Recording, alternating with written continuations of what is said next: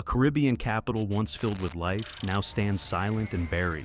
No war, no hurricane, just gone. Streets locked in ash, homes frozen in time, a ghost city they call the modern Pompeii. But how does an entire capital vanish without warning? Before the mid-1990s, Montserrat was a Caribbean postcard. Palm trees lined the coast, music filled the bars, and on the island of Montserrat, about 12,000 people lived as if paradise would last forever. Plymouth itself had around 4,000 residents. The island was small, just 40 square miles, but its community was tight and proud. Ships came into the port, markets thrived, and the Soufrière Hills loomed quietly in the background. Most people never thought twice about the mountain. It hadn't erupted in centuries, but beneath its slopes, pressure was building, and soon, that silence would break in ways no one could imagine. July 18th, 1995. The ground began to shake. At first, it was small, rumbles most islanders shrugged off. Then, smoke curled from the Soufrière Hills, a gray plume rising into the blue Caribbean sky. For scientists, it was a warning. For locals, it was mostly curiosity. People gathered on rooftops and beaches, watching the mountain breathe again after centuries of silence. Plymouth was evacuated multiple times in 1995 to 96, with the final evacuation on the 3rd of April, 1996. But the puffs of smoke soon turned into choking ash. Crops were smothered, schools closed, and whole villages were evacuated. Still, many in Plymouth stayed put. The capital felt far enough away. Life, though disrupted, went on. What no one realized was that the early eruptions were only the beginning, small compared to what was coming next. On June 25, 1997, the Soufrière Hills erupted with a force Montserrat had never seen. An ash column rose to around 40,000 feet into the sky. Then came the pyroclastic flows, avalanches of fire, rock, and gas roaring down the slopes at over 100 miles per hour. Plymouth was in the direct path. Streets turned black. Buildings collapsed under the weight of ash. Cars were abandoned mid-escape. Some residents fled through blinding smoke, while others never made it out.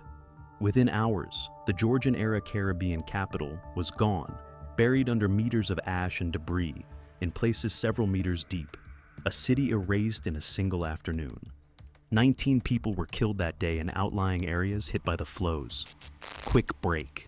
We make videos about real stories that sound made up. From survival to strange true events, if it actually happened and it's unbelievable, we cover it. So, if you're into that, hit subscribe. It helps more than you know. Alright, let's get back to the video. By the end of the day, Plymouth was a ghost city. The island's heart had stopped beating. But the disaster was far from over. For those who escaped, a new nightmare had only just begun. When the eruption stopped, Plymouth was unrecognizable. What had been a colorful Caribbean capital now looked like the surface of the moon. Ash blanketed the streets, roofs had collapsed, shops and churches stood half buried, their doors sealed shut by stone. But this wasn't a single disaster. The Soufrière Hills kept erupting, again and again. Over the next 2 years, pyroclastic flows consumed more villages, destroyed W.H. Bramble Airport, and wiped out the island's port. More than 2/3 of Montserrat was declared uninhabitable. The government moved north, cramming survivors into shelters and temporary housing. Families that had lived for generations in Plymouth left with nothing but what they could carry. About 2/3 of residents, around 7,000 people, fled the island entirely. Some went to Antigua, others to Britain.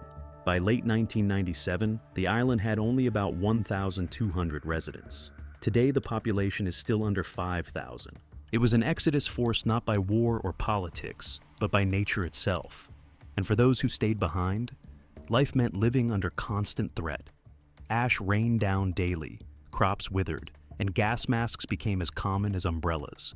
Still, some residents refused to leave. They looked at the ruins of Plymouth, only a few miles away, and swore they would one day return. But return to what? A city buried beneath stone, sealed off by exclusion zones, where silence had replaced every street corner. Plymouth was not just destroyed, it was abandoned, frozen, as if time had stopped in 1997. A modern Pompeii, lost in plain sight. Today, Plymouth is still there, silent, buried and forbidden. A large southern exclusion zone remains, extending north to parts of the Belham Valley. From the air, you can still trace the old streets beneath layers of ash, roofs peeking out like fossils. For those who once lived there, it is like staring at a tomb. Scientists call it one of the best preserved examples of a modern volcanic city. Tourists sometimes visit on guided trips, standing on what used to be main roads, looking up at church steeples half swallowed by stone. Locals call it both haunting and sacred, but the scars run deeper than the ruins. An entire generation was displaced, forced to start new lives abroad. A capital that disappeared without warning, and a reminder that even paradise can hide a threat waiting to awaken beneath your feet. Real story that sounds made up. Thanks for watching. I'll see you next time. If you want more stories like this, we've got another one waiting for you right here.